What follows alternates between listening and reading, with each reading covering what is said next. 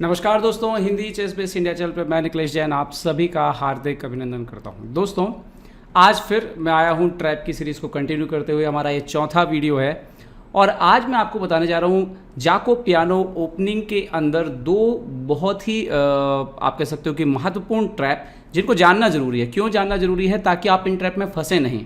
और क्यों जानना ज़रूरी है? ताकि अगर आपके अपोनेंट कोई गलती करें तो आप उनको जो है पनिश कर सकें, सज़ा दे सकें बोर्ड के ऊपर ही। एक और बात ये जानना बहुत ज़रूरी है कि जब भी ये ट्रैप लगते हैं तो ज़रूर कुछ ना कुछ नियम टूटते हैं। ठीक है, तो जैसे कोई बीमारी के सिम्टम्स होते हैं, मतलब लक्षण होते हैं, वैसे ही जब कोई ट्रैप लगने वाला होता है तो उसके भी कुछ लक्षण होते हैं। और अगर आप उन लक्षणों को पहचान पाएँ, समझ पाएँ, तो कभी भी आप उनका इस्तेमाल जो है बोर्ड पर कभी भी कैसे कर सकते हैं वो आप खोज सकते हैं। तो चलिए देखते हैं हम ये दो मुकाबलों को। तो सबसे पहली जो मैं आपको दिखाने जा रहा हूँ इसको लीगल्स मेड भी कहते हैं। तो वाइट शुरुआत करता है E4 से, E4 E5, night F3, night C6, bishop C4। अगर आप बिगनर लेवल पे जाओ या आप क्लब लेवल पे जाओ तो, और या इवन टॉप लेवल पे भी अभी भी हम जानते हैं कि ये जो लाइन है ये काफ़ी ज़्यादा खेली जाती है। मतलब इससे ज़्यादा चेस में कोई लाइन कभी नहीं खेली गई होगी। E4 E5, night F3, night C6, हर बच्चे को शुरुआत में यही लाइन सिखाई जाती है, बिशप C4। और अब यहाँ से देखिए ब्लैक के जवाब। तो ब्लैक अगर यहाँ पे D6 खेलता है कई बार तो वाइट कासल करता है एंड नाउ ब्लैक खेलता है बिशप G4।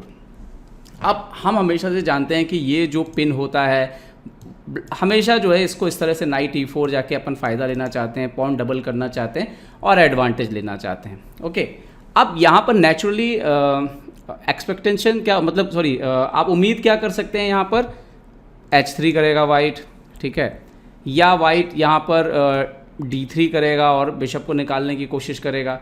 लेकिन कई बार वाइट जो है यहाँ पर सीधा नाइट C3 खेलता है और ब्लैक को लगता है कि यहाँ कुछ गलत हुआ है, वाइट ने इसको अलाउ किया है नाइट E4, नाइट D4 आने के लिए यहाँ पर।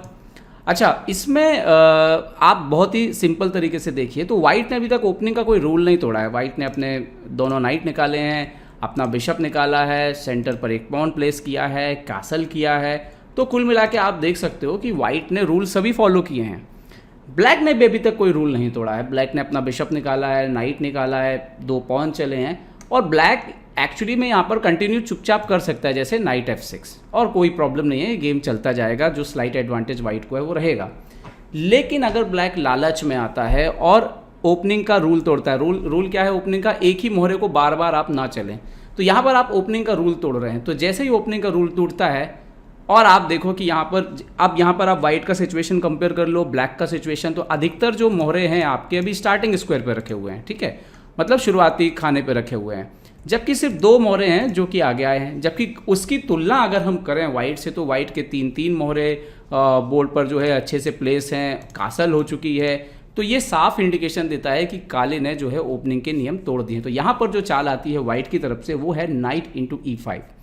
अब अगर ब्लैक और लालची हो जाए, ग्रीडी हो जाए और बिशप इंटू D1 मार ले तो यहाँ पर चेकमेट हो जाती है। Bishop into F7 check, king नीचे आता है E7 पे और नाइट D5 से चेकमेट हो जाती है।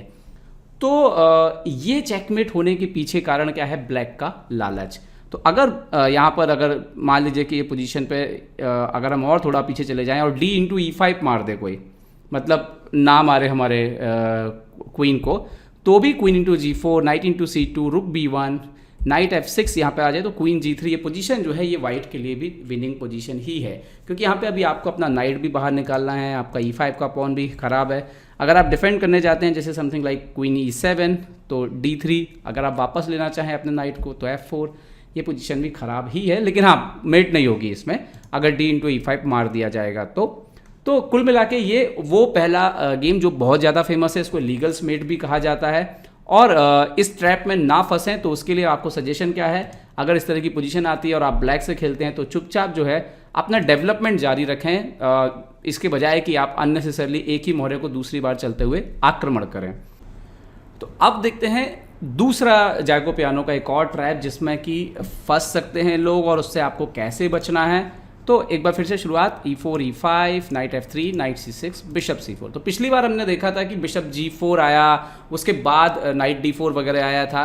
इस बार अगर यहाँ पर ब्लैक शुरुआत से ही अपना रूल तोड़ दे और दूसरी बार अपना नाइट D4 पे खेल दे, मतलब नाइट C6 और नाइट D4 दूसरी चाल खेल दे नाइट की, और आपको आमंत्रण दे रहा है कि भाई आप E5 के पॉन को आकर के मार लीजिए।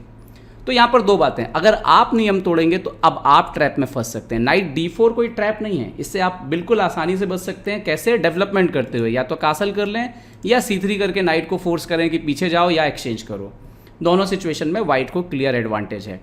लेकिन अगर नाइट D4 का जवाब आप भी नियम तोड़ते हुए दे दें, नाइट इंटू E5, और आपको लगे कि अरे ये तो यहाँ पर अटैक हो रहा है, F7 पे नाइट पॉन भी मिल गया है, तो यहाँ से लालच जो है वो आपको नुकसान पहुंचा सकता है। कैसे? यहाँ पर ब्लैक खेलेगा क्वीन G5, अभी आपके G2 पे अटैक है और नाइट पर भी आपके अटैक है। अब यहाँ पर मान लीजिए आप कंटिन्यू करते हैं और आप खेलते हैं नाइट इंटू F7 मारते हैं, तो देखिए ये कितनी बड़ी ब्लंडर है।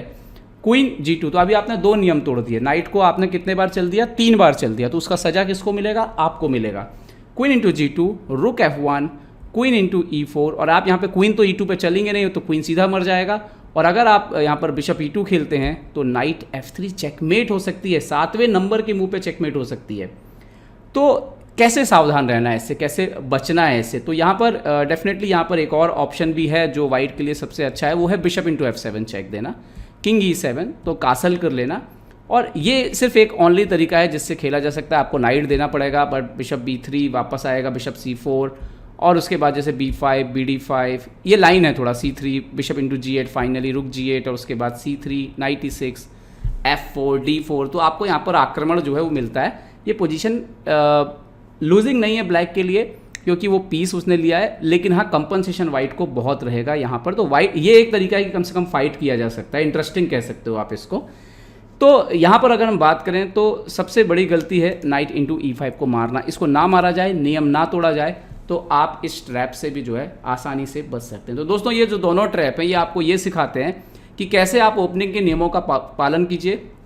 अगर आपके अपोनेंट ओपनिंग के नियम को तोड़ते हैं, मतलब एक ही मोहरों को बार बार चलते हैं बजाय कि बाकी मोहरों को डेवलप करने के, तो आप उनको कैसे पनिश कर सकते हैं और इन ट्रैप से ना सिर्फ बच सकते हैं बल्कि फ़ायदा भी इन ट्रैप से उठा सकते हैं अगर आपके अपोनेंट गलती करते हैं। ओपनिंग के नियमों के बारे में अगर आपको कोई शंका हो तो हम नीचे डिस्क्रिप्शन में हमारा वीडियो है, बहुत फेमस वीडियो है, 3 लाख से ज़्यादा लोगों ने देखा है, उस वीडियो को जाकर के देखिए और आपकी ओपनिंग से रिलेटेड जो शंकाएं हैं वो भी दूर हो जाएंगी। तो यूं ही अपना ध्यान रखिए, सुरक्षित रहिए, और अगर ये वीडियोस आपको पसंद आते हैं तो लाइक, शेयर और सब्सक्राइब करना ना भूलें। देखते रहिए दोस्तों हिंदी चेस इंडिया के लिए मैं निखिलेश जैन। जय हिंद।